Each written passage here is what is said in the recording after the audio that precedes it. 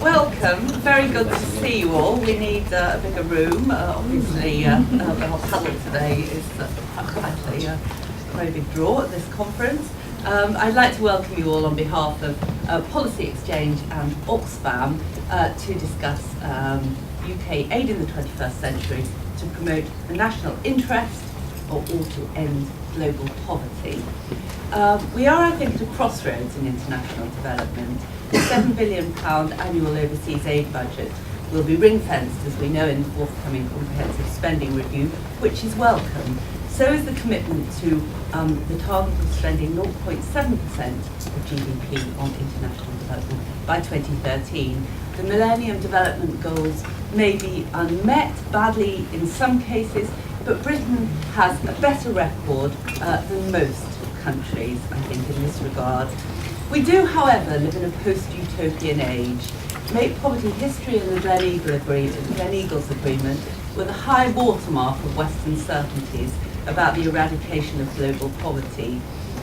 Jeffrey Sachs, the architect of the MDGs, said and still says that our generation can choose to end by 2025.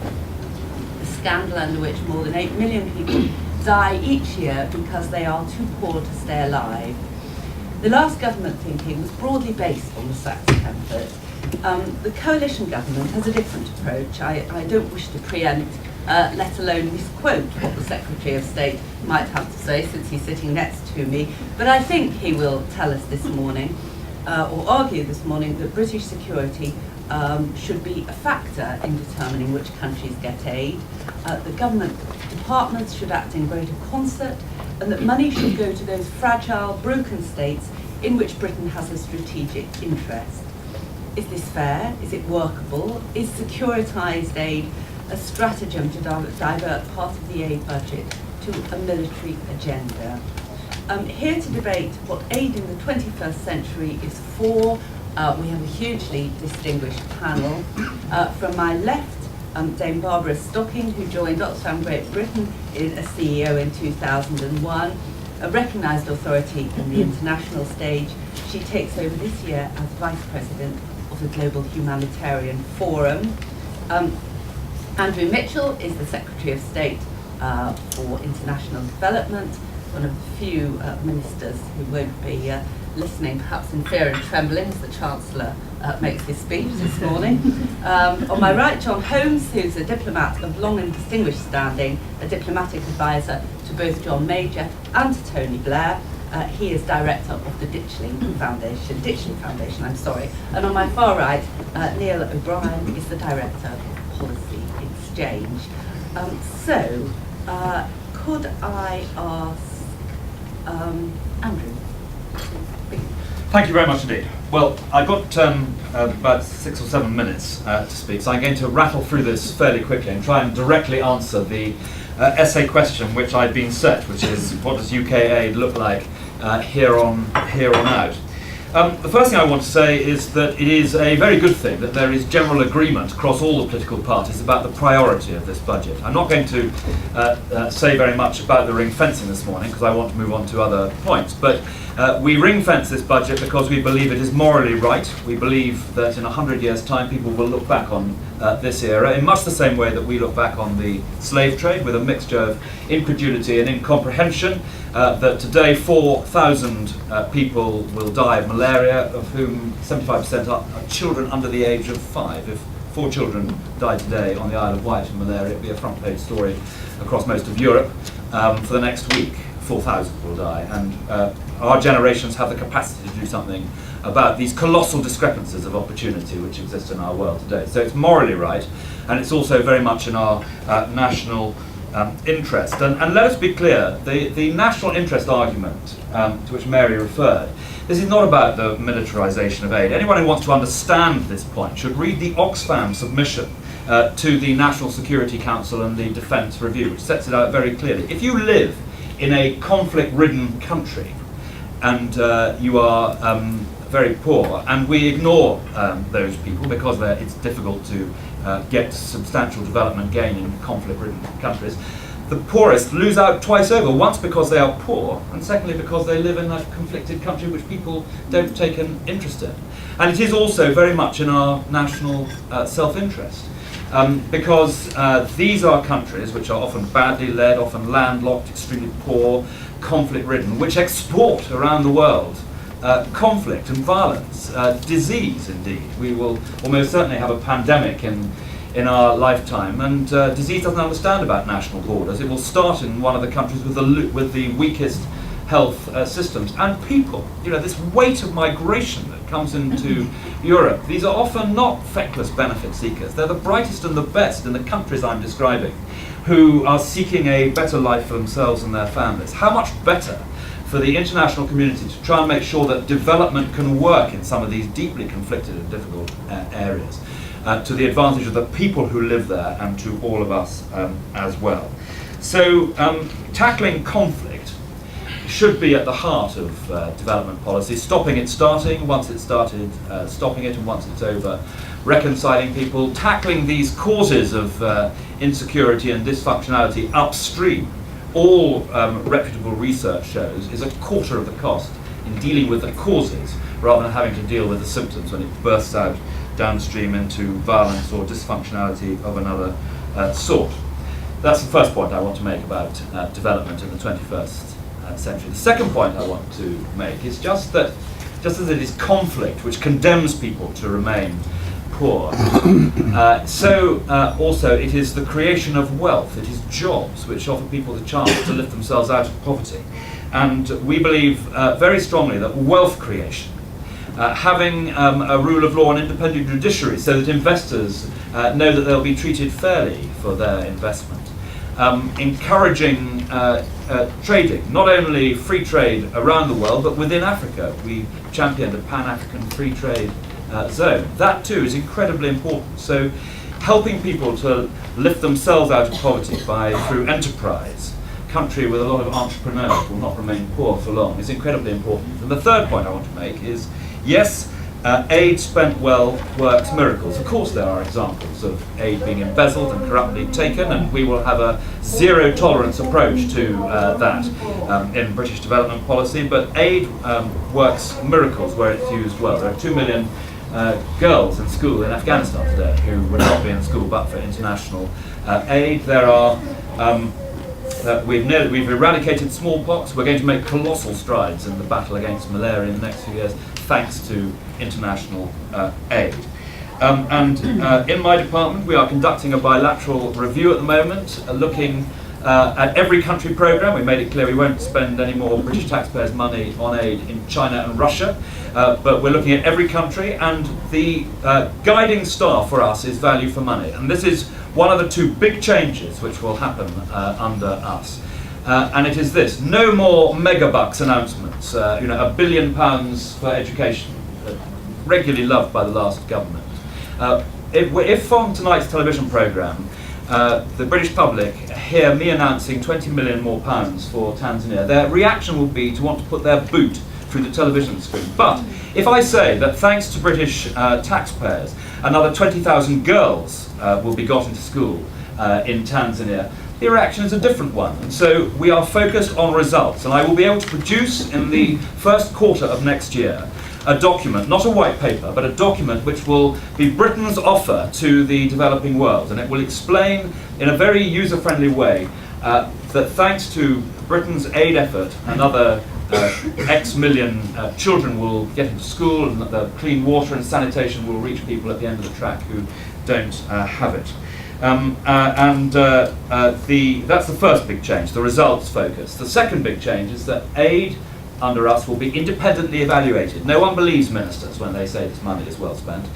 We need independent evaluation so that the public can hear reporting to Parliament, not to ministers, so no question of sweeping bad reports under the carpet, reporting to Parliament about the effectiveness of British aid in a way that everyone can understand.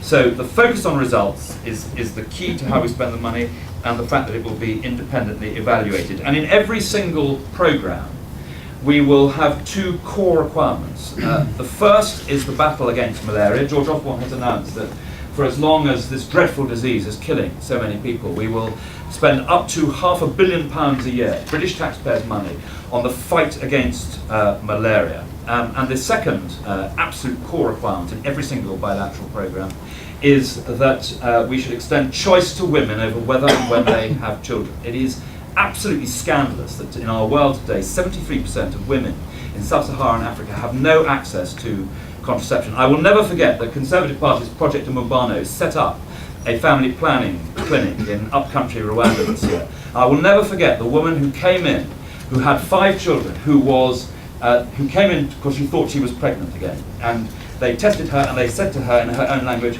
the good news is you're not pregnant. This woman danced, she cried, she screamed with delight because she suddenly realised the pressures on her life were not going to be made yet worse by having another baby. And that will be a core requirement of ours as well.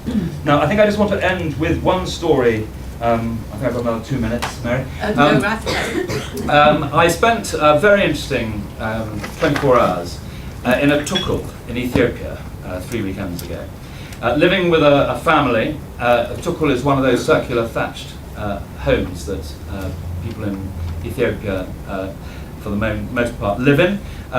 Granny, mum and dad, 8 children, and of course in a family like that, one of the children will always be sick, and 4 cows, 2 sheep and a goat, all in this tukul. Fire in the middle, an evening meal with them. I spent the next day working with them on some of their 8 crops. And the lesson I took away from this experience is that for many of us, describing the Millennium Development Goals in terms people understand is about explaining the importance of the Millennium Development Goals in getting clean water, sanitation, basic healthcare and education to the people at the end of the track in our world who don't have it. And the extraordinary thing is that that family, in the last 2 years, had got all 4 of those things. There were 2 pit latrines outside their home. One for the granny, mum and dad, and one for the children. The clean water, which they'd had to walk for an hour every morning to get, was now available 7 minutes away, thanks to a British development charity who had supplied it. 6 of the 8 children were in school. School's 15-minute walk, and a basic healthcare was available 10-minute walk from their house, and there was a hospital an hour away. So on all 4 of those things, that family had made great progress in the last 2 years, and yet they were grindingly poor. The children only had the clothes in which they stood. When they wanted to wash them, they walked for an hour and a half to the river, washed the clothes and put them back on to dry on their bodies. When dusk fell, there was nothing for them to do except to extend their meagre evening meal. And the challenge for our generation's 21st century aid is this: how do you help that family lift themselves out of poverty? And there are 2 key answers in my view. The first is education. Those 8 children, if I looked at them, I saw through the eyes of a little girl, exactly the same stage when my daughter was at that stage. Education, which they hoover up, family, in order to buy some limited educational materials, will go without food in order to get those materials to the kids. Education offers a real ladder for those kids, the next generation, out of poverty. And the second thing is private enterprise, because up the road was a clever farmer who got together in a syndicate with some of his friends and neighbours and was seeking to sell his beans into the developed world. And thanks again to British development support and British charity support, that enterprise was gathering pace. And if he is able to sell his beans into the richer world, then that will start to enrich him, his family, his neighbours and their community. And those were the 2 lessons I took away for aid in the future. Mary, thank you very much.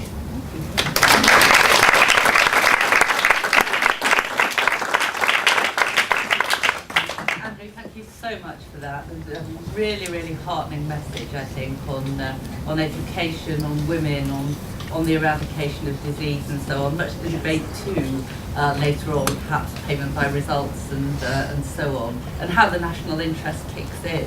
Whether the national interest is so much more pronounced in Afghanistan than DR Congo, that sort of influences who gets what.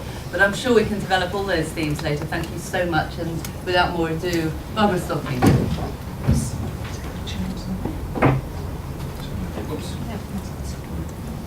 Good morning, everybody. I want to put a proposition to you. Now, the UK Development Act says that development aid is for poverty reduction. That's what it actually states. And my proposition is that if you do that and you stick to that definition of poverty reduction, you will find that it has worked out to be in the national interest. Whereas if you look at the national interest to start with and look at the here and now and what seems to be in our national interest, you will find actually, and there's quite good evidence on this, that actually that hasn't worked. And that's basically what I'm going to sort of describe to you just in my few minutes. Now, first of all, what is aid for? And I just want to be clear that none of us want aid to continue in any country a minute beyond the time it's needed. Of course, what we want are prosperous countries where there are people paying their taxes, where governments themselves can actually provide health and education and so on. But in the meantime, they need aid to get them to that point. And it's aid, as Andrew Mitchell has said, partly, of course, to get a healthy and educated workforce, because you're not going to go anywhere without that. But equally, it's aid because you need to develop enterprise, and that includes, of course, the things about infrastructure, the rural roads that get the crops to market, the customs outfit that actually makes sure the money is coming into the country, all of those things that are required for good enterprise. And it's good enterprise with that wealth creation that can be supported by aid, but in the end will be the thing that takes us to a point where a country doesn't need aid anymore. Now, why is that in the national interest? Well, I think Andrew Mitchell spelled it out. In summary, it's basically that we will do better in a world where the world is prosperous more commonly, where there is good trading, where migration issues don't hit us so hard, and that deal with this question of security, because it is true that the poorest countries are going to have a very hard time fending off what can come to them in terms of insecurity. So that's, we probably all agree on that. But the issue is then, how do you look at this question of national interest and aid? And we're a little bit concerned just at this moment that actually we've got to be very careful not to just look at this short-term national interest, because the long term may come and bite us. What I mean by that is, it's one thing to look at the fragile states now, but if you forget other poor countries, then actually they may turn out to be the fragile states, the ones that cause us insecurity for the future. That's one part of the argument. There's also what is known as the threat of a good example. It would be terrible if you just got to the point where Malawi, Mozambique, Ghana were actually really beginning to take off to that point where they won't need aid, and you say, well, no, actually they're not a high security risk to this country, or a high national interest concern. That would really not be helpful. So we think this government is sort of on the right track, but we're just keeping our eyes on them in case they just put a little bit too money into those issues about national security. And it's not just the balance, it is also the what you do in country, and the looking to the longer term and not trying to make an impression in the short term. And I'm afraid actually Afghanistan probably turns out to be one of the worst examples of this, and this is not particularly a UK issue. Basically, the US military have put $1 billion into provincial reconstruction teams, which are military run, and basically they have delivered very little, because what they have done is things that have been quick impact projects. Well, quick impact projects sort of go away rather quickly too. They're not very sustainable. In fact, in some cases, they've been positively dangerous to the people. Where schools have been built by the military, the Taliban have actually attacked those schools, attacked the teachers in them, and so on. So something that seemed like a wonderfully good idea, in particular in terms of the hearts and minds issue, turned out to be actually not a very good idea at all. And you compare that to a similar $1 billion that was spent through what is called the National Solidarity Programme, which is actually right through the country, working at grassroots level, actually international and local NGOs working through a government programme where communities themselves decide what they want. At very small scale things that have really brought communities together, that have actually and delivered really what is sustainable aid. So that's just a little caution about if you're not very careful, you can do things that do seem good in the short term, but actually don't deliver to our national interests in the long term. Now, the other point on this that I'd really like to pick up is the point that Andrew Mitchell made about value for money. Now, we're all for value for money, and of course we want to see results, but you have to be enormously careful about this and about what you're going to measure and what you're doing, because what we're really talking about often is a very long-term process. Of course, in a humanitarian crisis, as in Pakistan, people want things delivered now, and it's absolutely right that the numbers should be counted, we know what we're doing, and so on. But a lot of the other things are rather longer term. I mean, the issue about malaria, if we're really going to contain and control malaria, that actually requires health systems to be in place, fundamentally, across a country. That includes, of course, bed nets. Absolutely, we're all for bed nets. But if you just count bed nets, I'm afraid actually you're not going to deliver against what you really want to do on malaria. You have to look at all these long-term issues as well. And perhaps more importantly, you have to look at what development really means to poor people. Of course, they do want a lot of these things, the health education and water and so on. But actually, if you ask people what it means to be poor, and there was a very large World Bank study on this about 10 years ago, what people call Voices of the Poor, what poor people say is, I have no control over my life. Everything other people control, the decisions that are made, whether it's in the local community, whether it's a big local landowner that's now taken my land away again, whether it's a government that is completely unresponsive and corrupt. All of those things are what people say is meant, truly meant by poverty. Now, if you're going to try and deal with that, I'm afraid that's a long-term thing with quite difficult things to measure in the long term. So let's just, as we go along and say, yes, we really want to deliver, of course we want to deliver, but let's look at how we look at some of those long-term things, and let's get the answer back from the people which says, yeah, it's made a difference because I've got much more control over my own life now, and that's when we'll know that we've dealt with poverty. Thank you.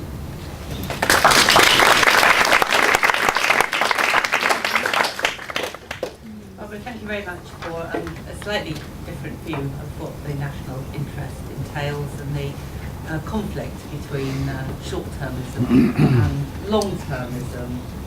John Holmes. Well, thank you very much, Mary, and good morning, everybody. My real qualification for being here, if I have any, is not what you introduced me as, but for the fact that for the last 4 years I was the UN's Emergency Relief Coordinator, so I will talk a little bit about humanitarian aid, which is only obviously a small subset of development aid, but that's what I hope I know something about.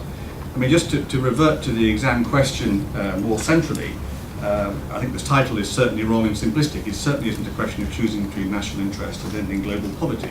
If we could ever end global poverty, and that is a fairly big challenge, it's clear that that would certainly be in Britain's national interest in all sorts of very, very practical ways. I mean, Andrew's mentioned some of them: prosperity, trade, lack of health risk, lack of immigration pressures, lack of conflict, whatever you want to point to.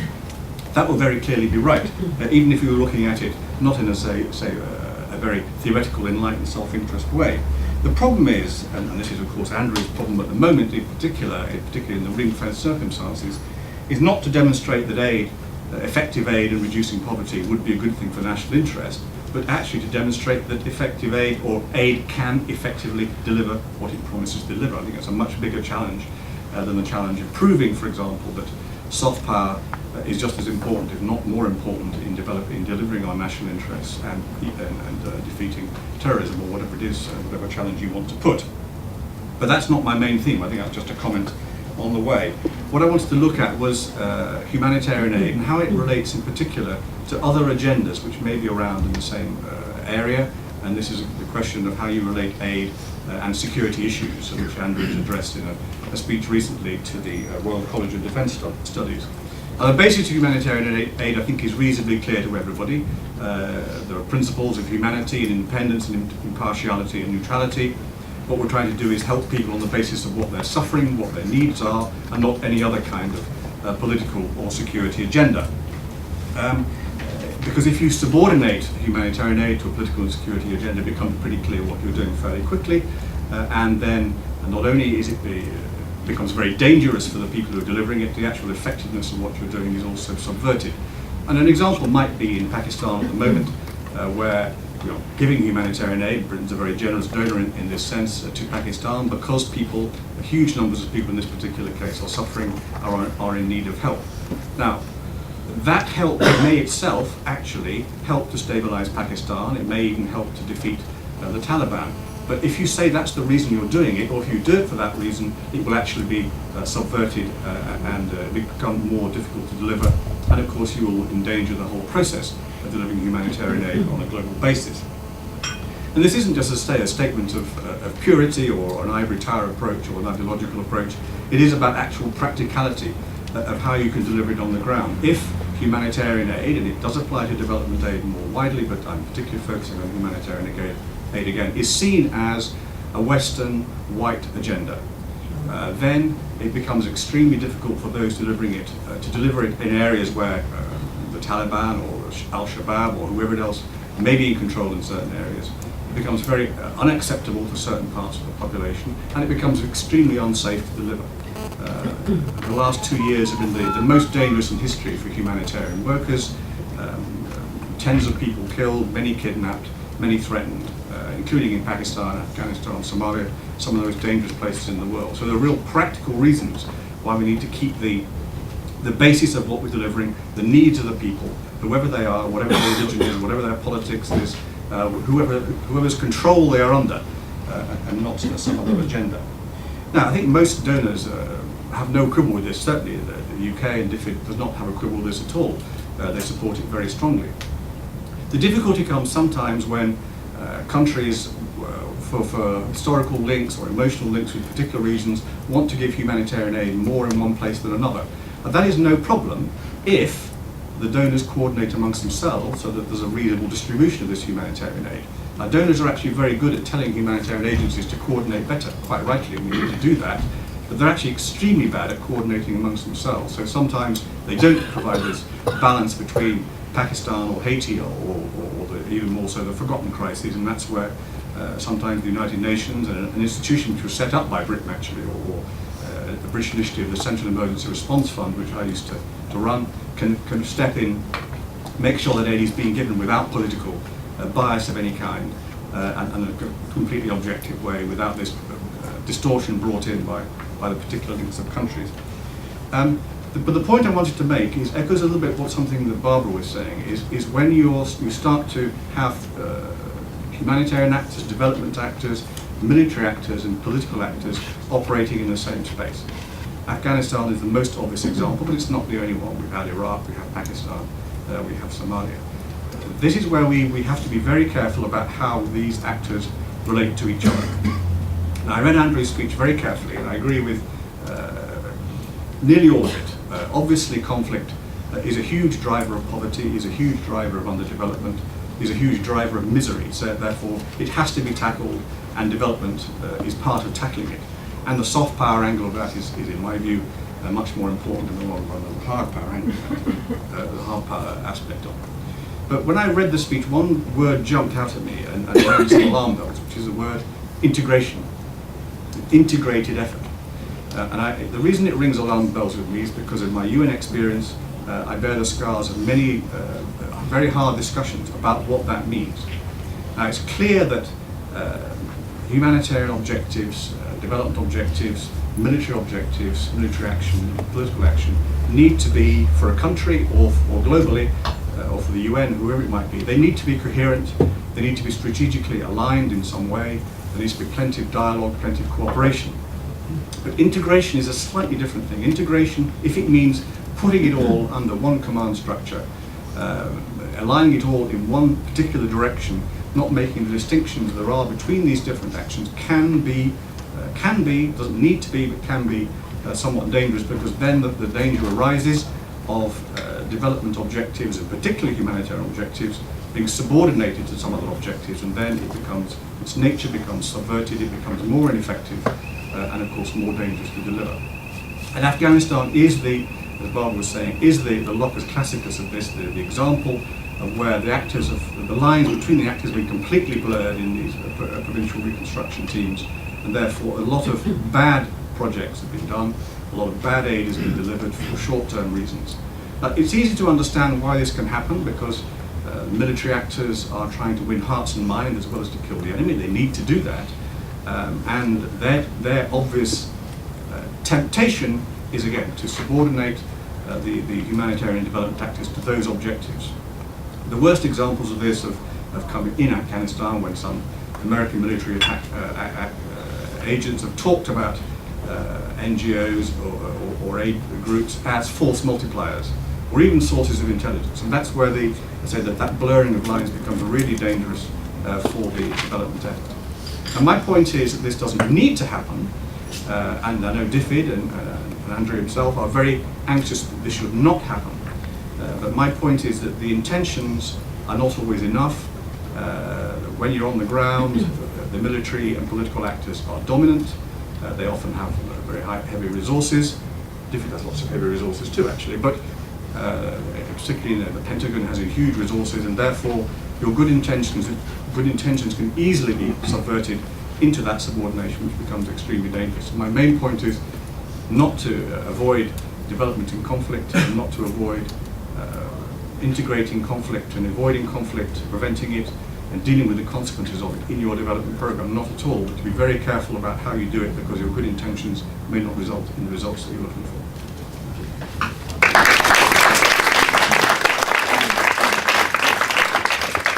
Thank you very much for that exposition of unlooked for consequences and the dangers inherent in too much integration.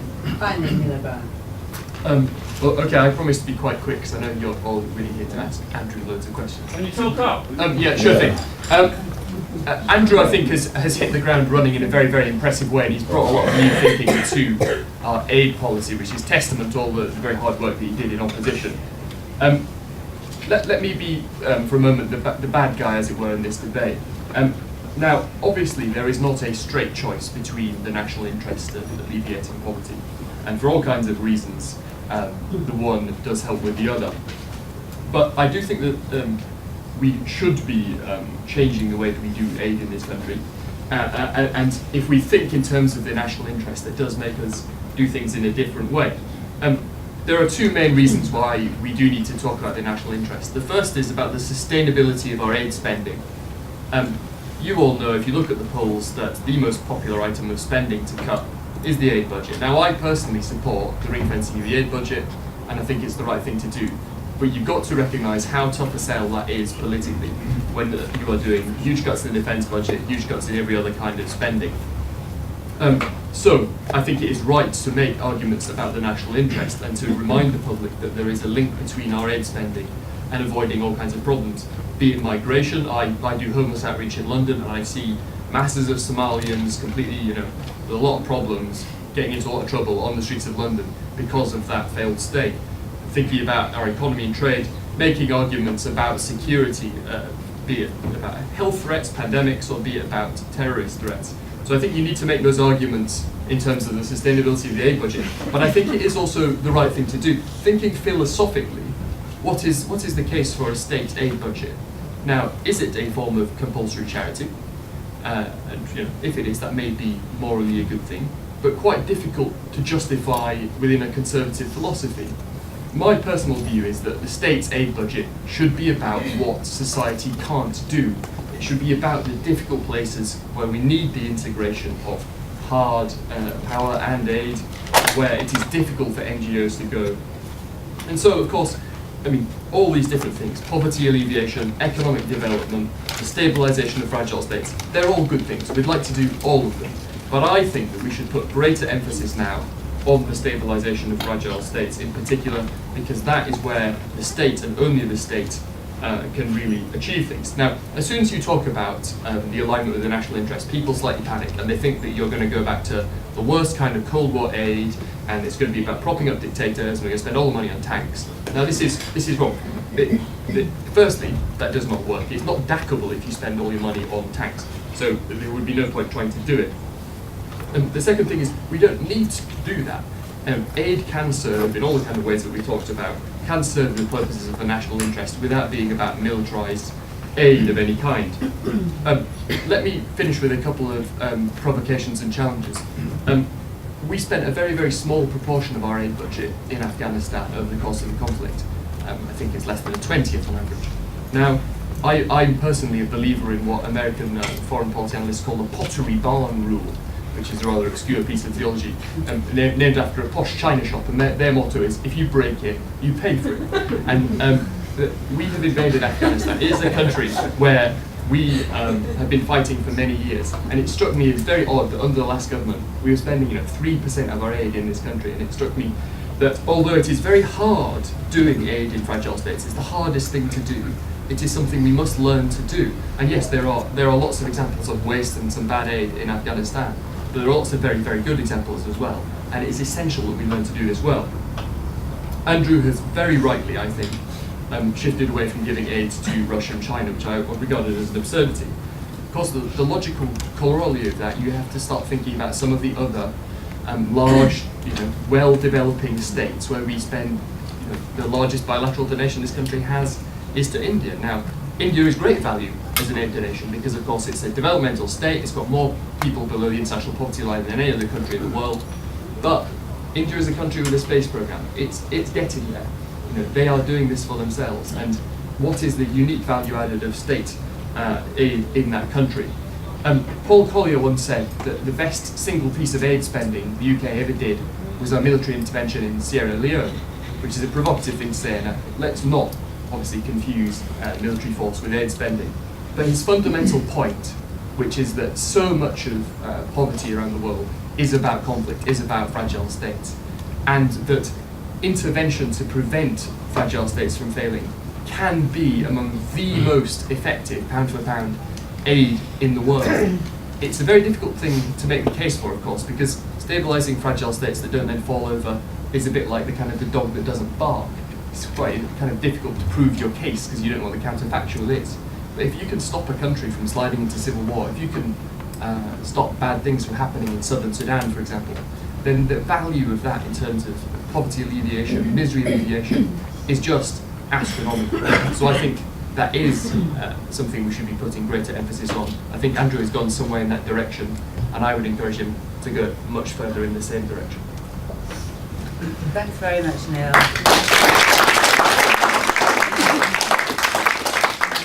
don't think many people would disagree with you about India, and you're absolutely right, of course, that ring fencing is a very tough sell. I heard some 3% of Conservative Party members have been in favour of that, so all credit to Andrew Mitchell for holding the line so effectively.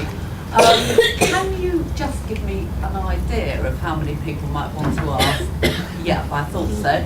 Right, in that case, I am going to take batches and ask the panel to respond, but not necessarily to all of them. If you can say who you are, where you're from, and keep them very brief, your question first.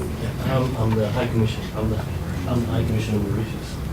Two very quick things I wanted to ask to the Secretary of State was on the issue of the MDGs and the MDG Summit in Europe, which is this. Dominic Strauss-Kahn last week said that there need to be shared responsibilities in regards to addressing the issue of poverty.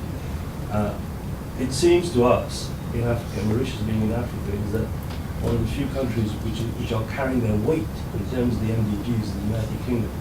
What I'm particularly interested to know is what the UK is doing to carry the other people to meet their obligations with you, because on your own, and you can ring fence what you've said, but the other countries need to meet their obligations as well. Is that collective responsibility which is going to make a difference, and also shared responsibilities with the recipient of the donor countries as well. Are you suggesting, High Commissioner, there's less pressure from this government? No, what I'm saying is that it's good that it's honourable what they're doing, but that what they also need to do is apply pressure to the other G8 countries to do that. And the second thing is to do with the issue of wealth creation, and I just want to just to support what the Secretary of State is saying, is that if you compare the intra-trade in terms of wealth creation, in ASEAN it's 55%, in the EU it's 62%, in Africa it's 5%. And that is where, in the future, looking long term, the biggest challenges in terms of poverty reduction is to what extent we trade amongst ourselves, and which countries can we support us. Thank you very much indeed. Your question? Yes, Mary Douglas. I don't know what to attach myself to. My question is very basic. It's to do with when I just said payment by results, and I'm sure lots of people want the answer. How do you prove that you have got value for money when your aim is basically long term, and your aim is also that your method is by empowering people? So you're giving money to the local people to do with, in effect, almost what they deem best. How can you justify that? The ambassador of Eritrea spoke yesterday. He said, we want to direct it, we want to initiate, we will call you as and when we need it. How can you justify that? Thank you very much. I'll take a question there and then one over there. Your question, please.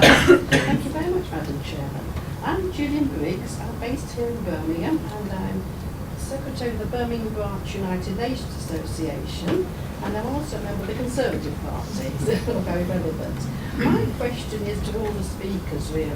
I'd like to know just how you can ensure that the aid is going to reach the right people, it's not siphoned off. This is what we keep hearing about, and I know it's a difficult job, but I'd just like to hear your views, please. Thank you very much. Your question. John Argyle, London School of Economics. So there was some consideration of the BRICS as a recipient of aid, but I'm interested in the BRICS as, so Brazil, Russia, India, China, as actually, you know, are becoming increasingly important players in allocating aid. So how does that shape policy debate from a UK perspective when, you know, there's a lot of commentators recently who are closely coupling China's geostrategic interests, particularly in energy security, and how that's related to their foreign aid policy. So I'd be interested in some comments. Thank you very much indeed. I'll take the question at the back and then yours, okay? Helen Dennis from Tiffins. One of the biggest risks to national interest is surely climate change, which hasn't been mentioned yet. So I was just wondering how the panel envisaged action on climate change being integrated into this whole agenda around national security. How do we actually inspire and encourage action on climate change by talking about the risks of a 4-degree world, for example? Are you asking whether some of Andrew's budget will also go towards? It would also, yeah, it would be interesting to note as well, in terms of the CSR coming up, how the additional resources that are needed for tackling climate change are going to relate to the aid budget as well. Thank you. Your question. My name is Alex. I work for the Royal African Society and I coordinate the Africa Party Parliamentary Group. I just want to pick up on something the Secretary of State said about a country full of entrepreneurs doesn't stay poor for long. Well, Nigeria is one of the most entrepreneurial countries and it's very, very poor because most of the money is sitting in offshore banks, some of whom are British territories. So I was just wondering, sort of alongside with a lot of aid programmes, 0.7 and all that good stuff, can we also look at transparency in the financial sector because this is a huge, huge loss of revenue for Africa and a lot of developing countries? Right, let's take some of those points and then hopefully we'll have time to move on. An awful lot of questions there, from geostrategic interest to measuring the unmeasurable. Can you take them very briefly, Andrew, and then we'll move on and take the rest of the panel. Let me just try and sort of take them in reverse order and do my best in a few seconds each. Nigeria is not a poor country. This is the key point. Nigeria is oil rich, and the issues in Nigeria are bad governance issues. You know, and it's why focusing on the quality of governance is so incredibly important. On climate change, you're absolutely right. Poor people lose out first and hardest as a result of climate change. I've seen for myself the way it has exacerbated this appalling conflict in Darfur. And indeed, if you go somewhere like Bangladesh, where you see that the effect of a rise in the water levels of about that much will wipe out hundreds of thousands of people's homes, you see why this is so important. And all our aid should be climate smart. Now, as for how much we're going to be spending and whether it's coming from my budget, I think it should be clear that just as the last Labour government made it clear that the Fast Start money would come out of the development budget, so we have said that we will stand by the Fast Start money and it will come out of the budget. Further than that, you'll have to wait for the result of the spending round. But I think, given everything else that is going on at the moment, it would be fanciful to think that money for climate change is going to be in addition to the 0.7 at the moment. We've made it very clear. I'm immensely proud of the coalition government for doing this, that we will stand by our commitments on the 0.7 and increase spending on development to 0.7% of our gross national income from 2013. John, on the BRICS, very interesting point. I mean, the answer is we should not be giving aid to China and Russia. India, I'll come back to in a second, but and Brazil. But we should have the closest possible partnership with them, and we are setting up within DFID a partnership secretariat, if you like, which will address these issues of partnership. We shouldn't be giving aid to China, but we should be working very closely with them, and their money and our money should be used to best possible development effect in third countries, in countries which are of interest to both of us, and I'm hoping very much that we'll be able to do exactly that. The other thing about China, which you should not forget, is that when the president of China, at a meeting in Beijing of all the African heads of state, announced that he would increase trade with Africa by $100 billion a year, that is an incredibly good development outcome, so long as it is transparent trade and everyone can see and there's no asymmetric knowledge between the host country and the trader. As long as people can actually see what is happening, that is a very good development announcement. Gillian, is aid really reaching the right people? That is absolutely fundamental. It is why it's why I made my 2 core points. We will delineate aid and results so that people can see what their money is achieving, and we can test where value for money all the way through the system. And second, that it will be independently evaluated. Because you're not going to believe me if I look at you and say, this aid budget is really well spent. You're going to say, well, you're a minister, you're a politician. I expect you to say that. You require independent evaluation from people you trust, reporting not to governments, but to civil society through the legislature and parliament. And that's what we are going to do. Mary, payment by results and long-term results in Eritrea. Long-term results, you're absolutely right. This comes to a point that Barbara made as well.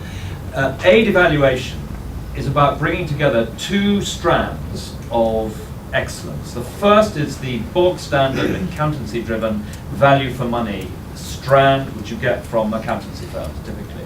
Are you getting value for money? But in this area, you also need to bring together the development expertise, the academic expertise that you get in organisations like ODI, the Overseas Development Institute, IDS down in Sussex. And they can add that, because a lot of development is long-term, but it is essential that we are able to explain and evaluate how development is working. Payment by results. This is not a substitution for core funding, because obviously it wouldn't work on that basis. Payment by results. For example, we're going to pilot this probably in 2 countries from the end of this year. Is saying to a country, you have set out, we have agreed a target of, say, getting malaria nets to 100,000 households.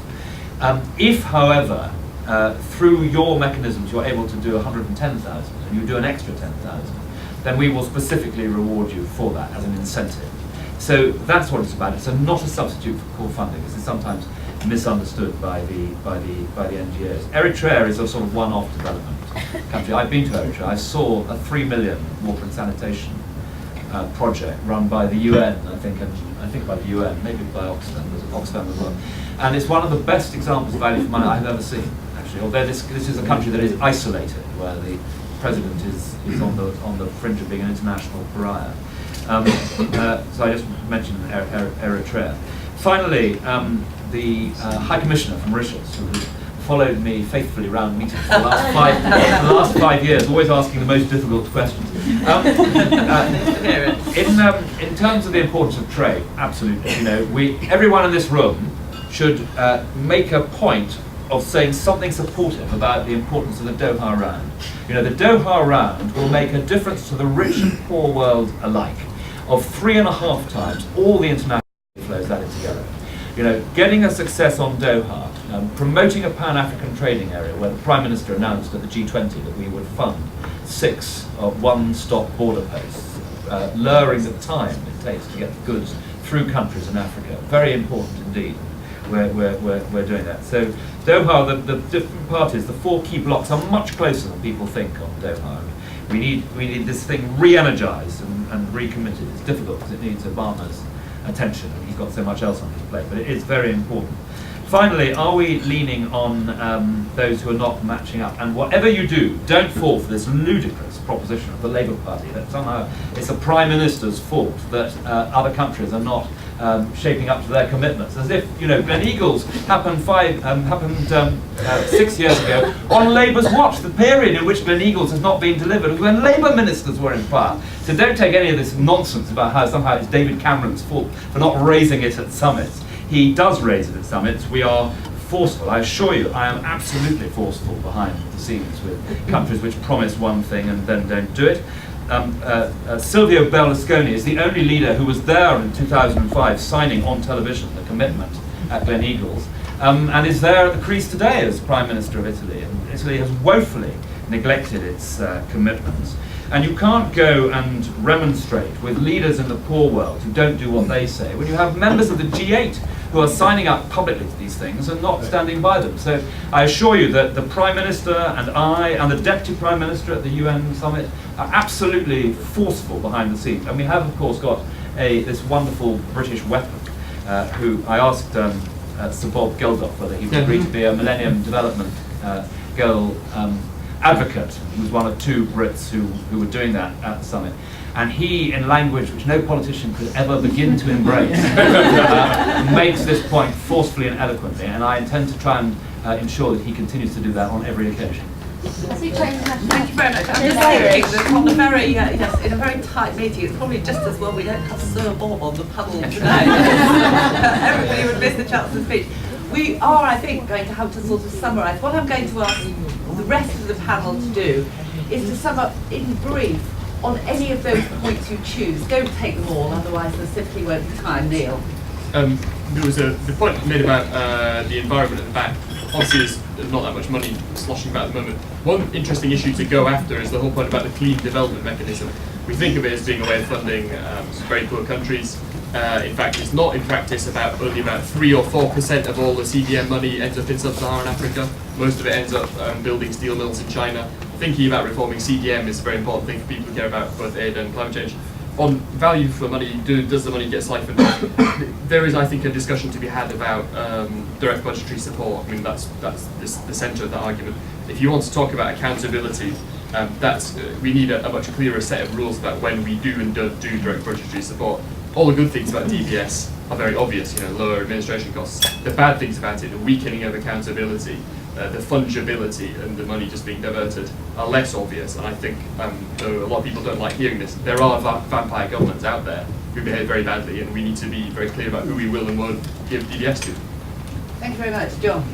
Very quickly, just on the question of value for money and payment by results, I think the point to recognise is that this is really difficult. It's really tough. There aren't any easy answers in there, and if there were, we'd have found them long ago. So I mean, I hope Diffie recognised that fully as well. Because actually, my experience, I mean, not just from the humanitarian side, but from the past, in India and elsewhere, is that giving development aid effectively is one of the most difficult things you can do. And measuring when you've given it, even if you have been quite effective, is even more difficult than that. So there are some real challenges there. We just need to recognise the reality of that. On whether aid is siphoned off, I mean, I agree with what Neil's saying about budgetary support is a very difficult area. And it worries me that we do so much of that again, having abandoned it at one stage. Yeah. But let me just give one reassurance on the humanitarian side, which I can speak of with more authority. It is not siphoned off because it doesn't go to governments. It goes to agencies. It goes to Oxfam, Save the Children, many other NGOs. It goes to UN agencies. It goes to the Red Cross, and they use it directly. Sometimes operating through local NGOs, but not operating through government. So that bit, at least, you can be reasonably confident that it's getting to where you think it should get to. Very quickly on the BRICS, it's very important that we do encourage China, Russia, Mexico, Brazil, Indonesia, etc., to become donors as well as recipients. It's starting to happen because they are beginning to be drawn into that world. But the figures are very small at the moment. China is a particular challenge because China in Africa is giving governments money, building things without the conditions which we want to put on them. And the African governments like that very much because they're fed up with being lectured by Western governments about this stuff. So is that a bad thing? Is that a good thing? It's very easy to slag it off, but it's not. It doesn't seem like that in Africa very often. So we need to be very careful about how we're approaching that. I mean, and there's a bigger question. I mean, Andrew says very rightly that what's going to make a difference to countries is governance and private enterprise. How confident can we be that aid is going to improve governance? I mean, we've been trying for years, we haven't succeeded. It's a really difficult problem. And China attacked, well, that's like, I think it's a real difficulty. Can you enlighten us on that or whatever else? You have the last word. Well, let me stick to the sort of the issue about does the aid get there, I think. Because Of course, a donor government has every right to say we want to track that money and where it's going. And as you say, if a government is so appalling that you can't do that, then you can't do the, sort of budget support, but you may be able to do sector support to, say, a health ministry or something. Or if you can't do that, even in development aid, you give it to NGOs, local NGOs and so on, and really get the work done that way. So there are ways to do it. But the key thing in all that is accountability back. And that's where all the experimentation that's gone on with local NGOs, local communities like Parent Teachers Association, tracking the money to the school door. We've got wonderful examples of Malawi where actually the budget for the school is posted on the door and the Parent Teachers Association go back to the local district government and say, actually what's happened, we've not got this. Now that's when you get proper accountability of governments to their own people, and that's what we're trying to build anyway. That's governance, that's what good governance actually is. So that's that bit. Just a quick one on the influencing everybody else, because everybody else does need to be influenced rather badly, whether it's MDGs or climate change. But of course, it's not just governments that do that. I mean, that is where the whole of civil society, of people actually working across the world, putting pressure on governments, is enormously important actually, and that must keep going. And interestingly, on climate change, next week is the big global week of action on climate change, where there will be activities in 183 countries around the world, ranging from stunts to tribunals, actual legal events showing how people should be taken to court for what they've done to another country, might include yours. But real action. The public have got to show that they care about these things and to put those demands on governments as well.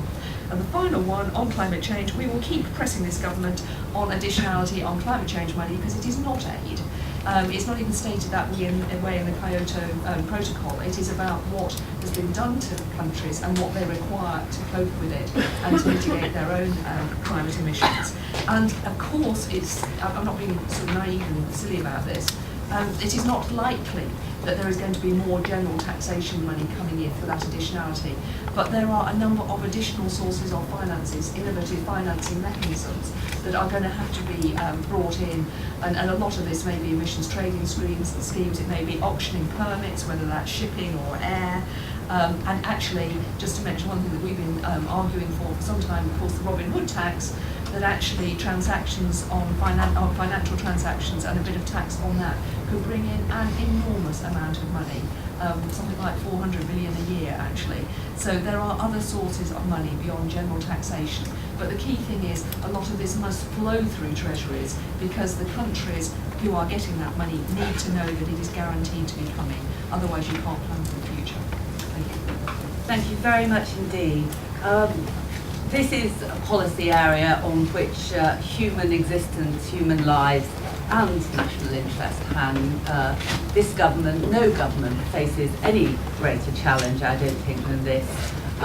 We've got through an enormous amount of interesting material this morning. Thank you for being such a great audience. Thank you very much to an extremely expert panel. Thank you to Oxfam, Policy Change. Thank you all for being here. I wish you a good morning and a good conference.